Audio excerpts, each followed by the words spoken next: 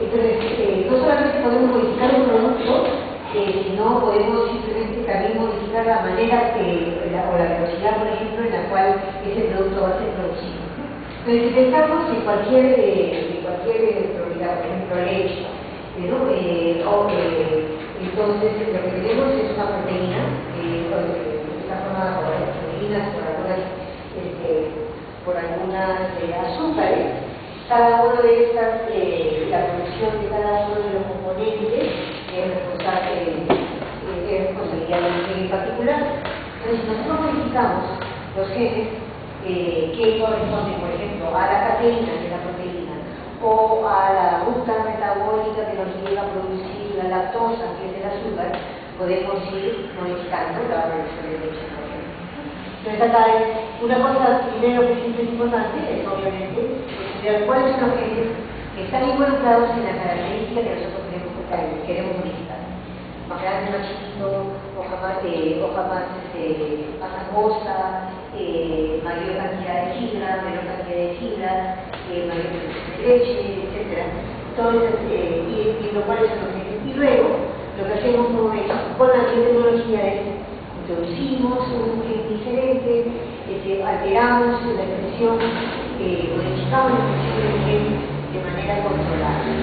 Entonces, ese es más o menos, digamos, la síntesis de lo que hay en tecnología, y lo usamos para cualquiera de las tres tecnologías que vamos a ver en el momento. Entonces, obviamente, tenemos que hacer estas modificaciones, pero también tenemos que hacer una serie de pruebas con el producto, por ejemplo, agrícola, que pensamos que hemos modificado, ¿no?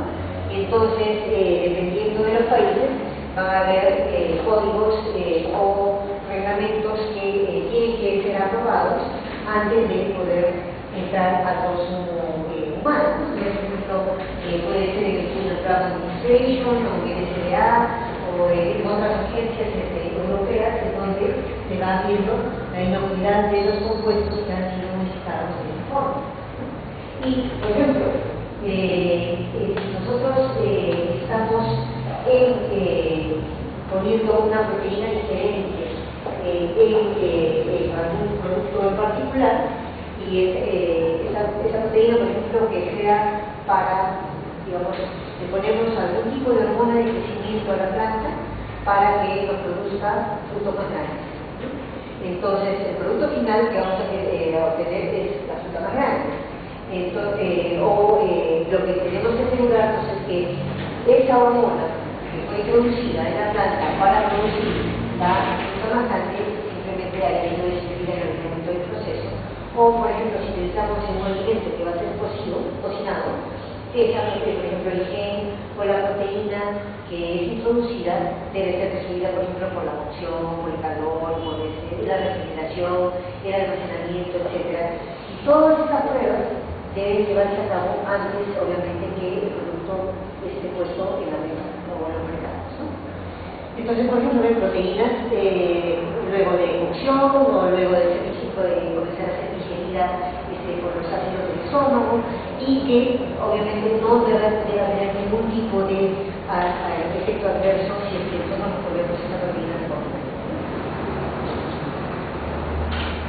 Entonces, en realidad, tenemos una serie de modificaciones donde la biotecnología va siendo aplicada, a veces de manera un poco artesanal, y luego eso la cosa va siendo de manera artesanal, y luego ha ido modificándose y perfeccionándose, ¿no? Entonces, tenemos, por ejemplo, fermentaciones alcohólicas que podemos pensar en nuestras levaduras originales para la producción de algún licor, y luego estas levaduras pueden ser modificadas por biología molecular para, por ejemplo, producir una mayor cantidad de azúcares en un tiempo más corto o en condiciones más adversas para la levadura, de modo que podemos producir más alcohol en menos tiempo. O, por ejemplo, introducir genes hormonas recombinantes, ya no necesariamente que sean hormonas extraídas de un animal implícitas, sino hormonas recombinantes por biotecnología que sean introducidas a ejemplo, la nave para una mejor producción de masa, ¿no? De masa muscular. Entonces, por ejemplo, si pensamos en las plantas, ¿en dónde estamos usando la biotecnología para modificar vegetales?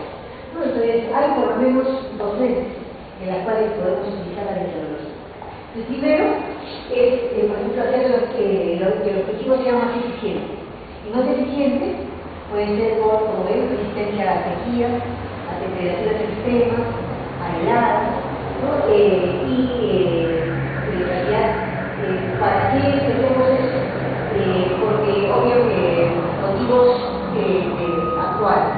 Por ejemplo, hay menor disponibilidad de agua en muchas zonas, de modo que las plantas, por ejemplo, si en lugar de requerir cierta cantidad de litros de agua al día, podemos reducirlo, reducir esa necesidad de agua, entonces esa planta va a ser más eficiente en cuanto a su producción, ¿no? Va a ser menos costoso producirla, porque vamos a tener que invertir menos en proporcionarle agua.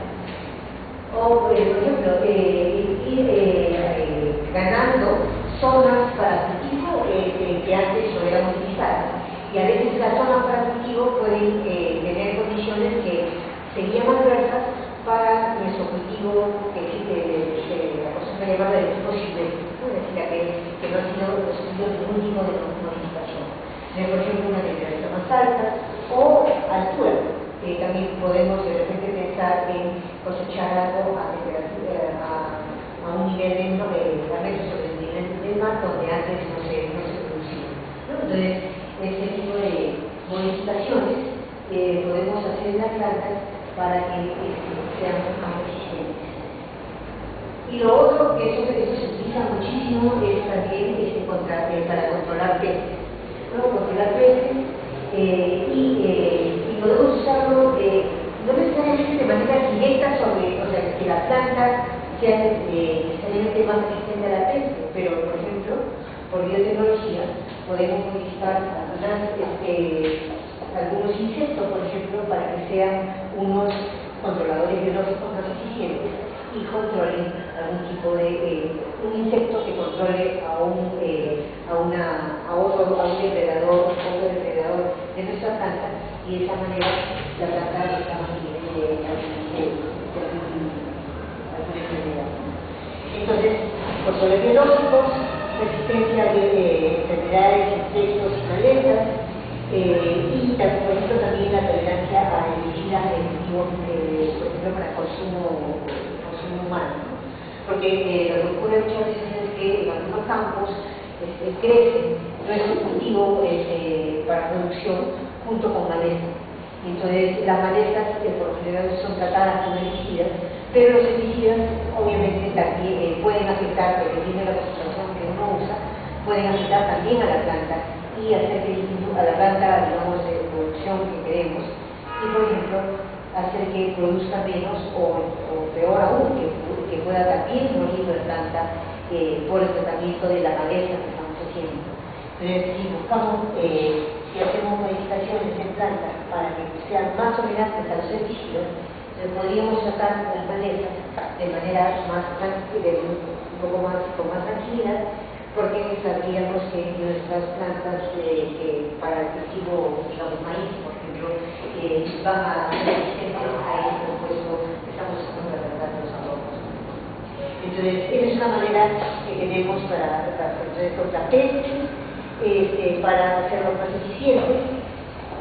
Y también la otra manera que tenemos para hacer, trabajar en la tecnología de agricultura es, por ejemplo, creando cultivos, haciendo plantas diseñadas. O sea, una planta que tenga estas características que normalmente la planta original no la tiene. Entonces eso lo queremos características de cultivo de diseñador. Igual que la ropa de diseñador, planta de diseñador. Entonces, por ejemplo, ahora, que son, pueden ser, algunos de los usos de estas de diseño pueden ser menos frívolos de lo que uno piensa. Porque, por ejemplo, podemos tener que